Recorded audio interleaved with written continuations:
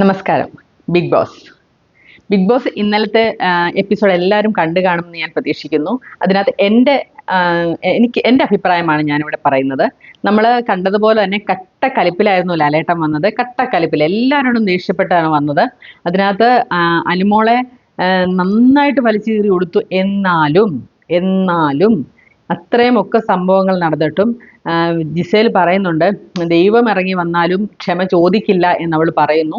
എന്ന് പറയുമ്പോഴെങ്കിലും നമ്മൾ വിചാരിക്കും ലാലേട്ടൻ അവളെ കൊണ്ട് ക്ഷമ പറയിപ്പിക്കുന്നത്. പക്ഷേങ്കിൽ അദ്ദേഹം പറഞ്ഞത് ഇങ്ങനെയാണ്, അത് അവർ ക്ഷമ പറയില്ല, കാരണം അവർക്ക് എല്ലാ കാര്യങ്ങളും അറിയാം, കുടുംബപ്രേക്ഷകരെ എങ്ങനെ തൃപ്തിപ്പെടുത്തണം എന്നറിയാം എന്നൊക്കെ പറഞ്ഞിട്ട് അങ്ങ് ഒഴുക്കനെ അങ്ങ് വിടുകയാണ് ചെയ്തത്, അല്ലേ? പക്ഷെ നമ്മൾ പ്രതീക്ഷിച്ചു. പക്ഷേങ്കിൽ അതിനകത്ത് വേറൊരു ട്വിസ്റ്റ് എന്ന് പറഞ്ഞാൽ അനുമോളുടെ പാവ അതിനെ കെട്ടിയിട്ടത് ഞാൻ കണ്ടത്, എനിക്ക് തോന്നുന്നു ആര്യനാണില്ല, നെവീനാണ് കെട്ടിയിട്ടെന്നാണ് എൻ്റെ ഒരു ഓർമ്മ. പക്ഷേ ആര്യനാണെന്നാണ് ഇപ്പം അനുമോൾ പറയുന്നത്. ഏറ്റവും ഉപദ്രവിച്ച ആ പാവയെ ഉപദ്രവിച്ചത് അപ്പാനി ശരത്ത്, ആര്യൻ, അതേപോലെ തന്നെ അക്ബർ. ഇവരുടെ 3 പേരുടെ പേരാണ് അനുമോൾ പറഞ്ഞത്. പക്ഷെ ആ പാവ എല്ലാവരെ കൊണ്ടും പാമ്പർ ചെയ്യിപ്പിച്ചിട്ട് അനുമോളുടെ കയ്യിൽ കൊടുക്കുന്ന ഒരു സീനും നമ്മൾ കണ്ടു. അത് അവരെ കൊണ്ട് ക്ഷമ പറയിപ്പിക്കുന്നതിന് തുല്യമാണ് ഒരു കണക്കിന് നോക്കിയാൽ. മറ്റൊരു കണക്കിന് നോക്കിയാൽ അത് അങ്ങനെ പലരെയും ഇങ്ങനെ പേടിപ്പിക്കുന്ന പോലൊക്കെ കാണിക്കുന്ന ഒരു അന്ധവിശ്വാസം അങ്ങനെയൊന്നും ഇല്ല എന്ന് കാണിക്കാനാണോ എന്നെനിക്കറിയില്ല.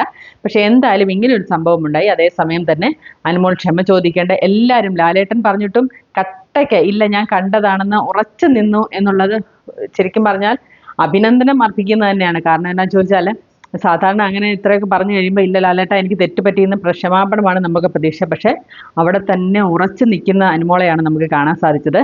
അതിൻ്റെ കൂടെ തന്നെ നമുക്ക് പറയാൻ ഉള്ള കാര്യം, അപ്പാനി ശരത്തും രേണുസുധിയും പുറത്തുപോയി. രേണുസുധി സ്വന്തം ആഗ്രഹപ്രകാരം പുറത്തു പോയതാണ്. കഴിഞ്ഞ ദിവസവും പറയുന്നുണ്ടായിരുന്നു. പക്ഷെ അത് ഇങ്ങനെ മാറി കളിച്ച് ഇരിക്കുകയായിരുന്നു, ഞാൻ പോയില്ല, പ്രേക്ഷകർ നിർത്തുന്നു എന്നൊക്കെ പറഞ്ഞു. പക്ഷെ എന്തായാലും ഇപ്രാവശ്യം വിളിച്ചപ്പം അങ്ങ് പോയി. അപ്പാനി ശരത്ത് പുറത്തുപോയി. നമ്മൾ ശൈത്യ പോകുമെന്നൊക്കെയാണ് പ്രതീക്ഷിച്ചത്. പക്ഷേ ഇന്ന് ശൈത്യ പോകാൻ ചാൻസുമുണ്ട്. അപ്പോൾ അതെല്ലാം സംഭവിച്ചത് അത് കഴിഞ്ഞ ഉടനെ ഇവർ തന്നെ രേണുസുന്ധിയുടെ ഇൻ്റർവ്യൂ നമുക്ക് കാണാനിടയായി. അതിനകത്ത് പറയുന്നുണ്ട്, പുറത്തെ അനുമോൾ ഇങ്ങനെയേ അല്ല, അവൾ ഇങ്ങനെ പണങ്ങി നടക്കുന്ന ആളോ ഒന്നുമല്ല, ഇതുപോലെ ബഹളം വെക്കുന്ന ആളോ ഒന്നുമല്ല എന്ന് രേണുസുധി വ്യക്തമായിട്ട് പറയുന്നുണ്ട്. കാരണം പുള്ളിക്കാർക്ക് 5-8 വർഷമായിട്ട് രേണുസുധി അനുമോളെ അറിയാവുന്നതാണ്, സുധിയുടെ കൂടെ ഒക്കെ വർക്ക് ചെയ്ത് അറിയാവുന്നതാണ്. അതുകൊണ്ട് തന്നെ അവർ പറയുന്നു ഒരിക്കലും അനുമോൾ ഇങ്ങനെയല്ല. അപ്പോൾ ഉറപ്പായിട്ടും ഇത് അനുമോളുടെ ഗെയിം തന്നെയാണെന്ന് തന്നെ വേണം നമുക്ക് മനസ്സിലാക്കാൻ.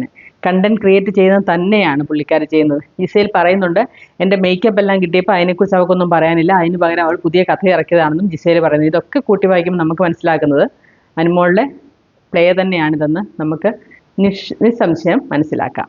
നിങ്ങളുടെ അഭിപ്രായം കൂടെ പറയൂ.